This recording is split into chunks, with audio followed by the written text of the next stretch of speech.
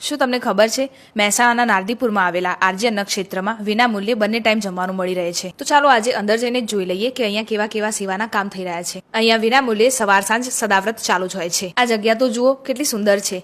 એમાં પણ અંદર જમવાનો હોલ એસી વાળો છે. અહીંયા એવું જરૂરી નથી કે જરૂરિયાતમંદ લોકો જ જમી શકે. અહીંયા આવીને કોઈ પણ માણસ જમી શકે અને જમવાનું તો જુઓ કેટલું સરસ છે. આને જોઈને જ મોઢામાં પાણી આવી ગયું. અને જમવામાં તો જુઓ લાડવા, 2 શાક, દાળ ભાત અને રોટલી છે. અહીંયા જમવા માટેની સગવડ કેટલી સરસ છે અને ઘણા બધા લોકો હોલમાં જમી પણ રહ્યા છે. ચલો હવે રસોડાની મુલાકાત લઈએ. રસોડું કેટલું ચોખ્ખું છે અને બધી જ વસ્તુઓ અહીંયા હાઇજેનિક રીતે બનાવવામાં પણ આવે છે. અને તમે જે અહીંયા બુંદી જોઈ રહ્યા છો તે સાંજ માટે બની રહી છે. આટલી ચોખ્ખાઈ તો હોટલના રસોડામાં પણ નથી હોતી. આ સદાવ્રતની સેવા અને તેના સિવાય પણ ગામમાં ઘણી બધી સેવાઓ છે જે હું તમને આગળ જણાવું છું. આ બધા જ સેવાના કામ સ્વર્ગસ્થ રસિકભાઈ જોઈતારામ પટેલના 2 સુપુત્રો દ્વારા થઈ રહ્યા છે.